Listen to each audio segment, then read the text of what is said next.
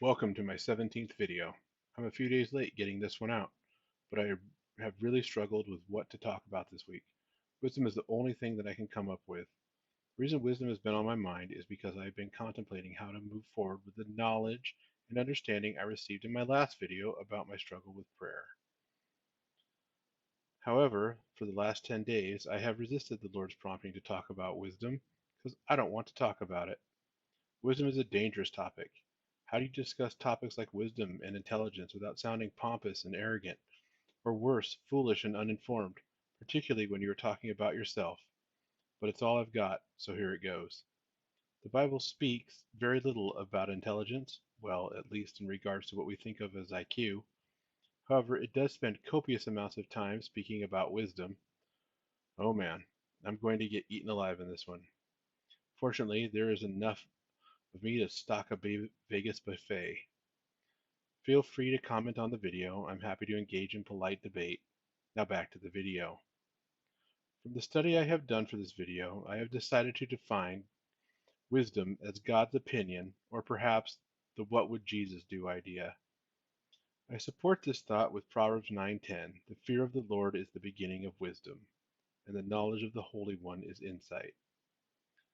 In one of my first videos, I shared that God told me that if I did not change my life and start seeking Him, that I would die and that I would burn. Now, having the Lord Himself tell me that I am going to die is bad enough, but having Him tell me that I am not saved, even though I think I am, and that my life as is has already been judged, imbued a fear of the Lord in me I cannot describe. And over the last few weeks, I shared some of my journey to know the Holy One, and I have shared some of the insights I have received. This has reinforced my belief that I am on the right path. In my last video, I stated that I received the insight that the struggles I am having with my prayer life is a direct result of my inability and unwillingness to engage in any emotional activity. Years of suppressing emotions with food have left me with the emotional vocabulary of a 2-year-old and a comparable skill set to deal with them. Which leaves me wondering, where do I go from here? What am I supposed to do? How do you go from a place of shunning emotions and glorifying intellect to a place where emotions are not only tolerated, but are essential to drawing closer to God? I have spent quite a bit of time trying to come up with a way to explain just how massive a journey this is going to be for me.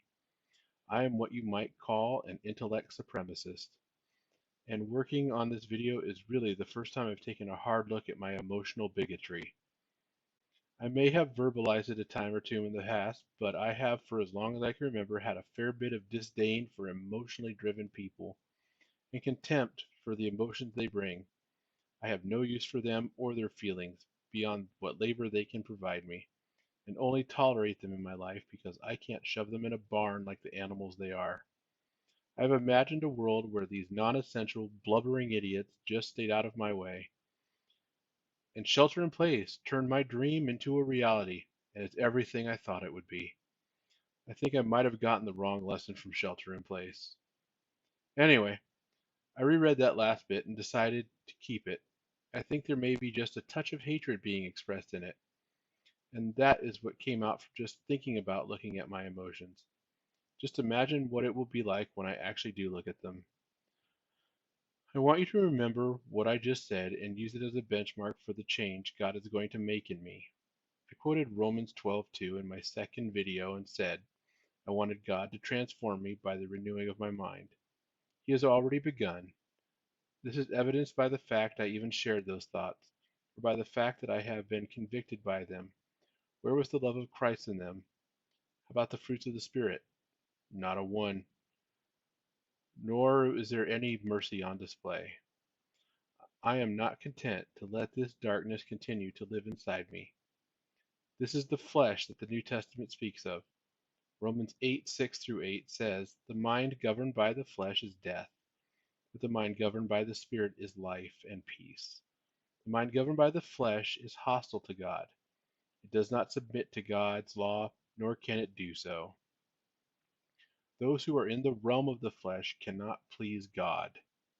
This is the state I am now in, with no idea how to escape.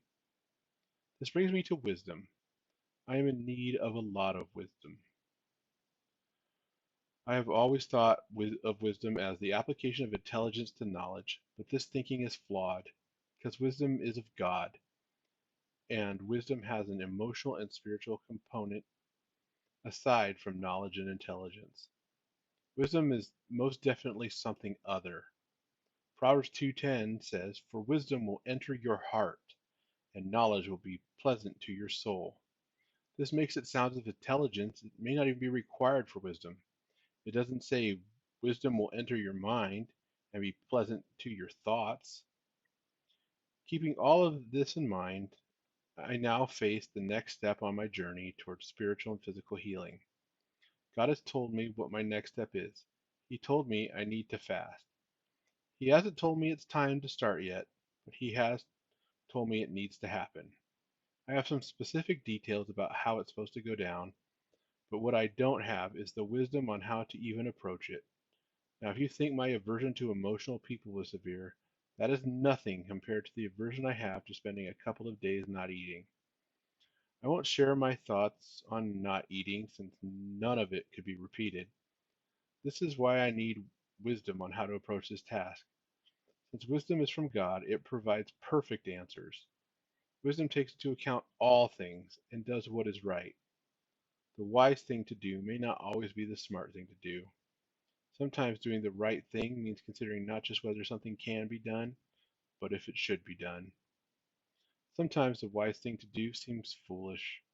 I have so many questions, and I want to approach my upcoming fast with humility and wisdom.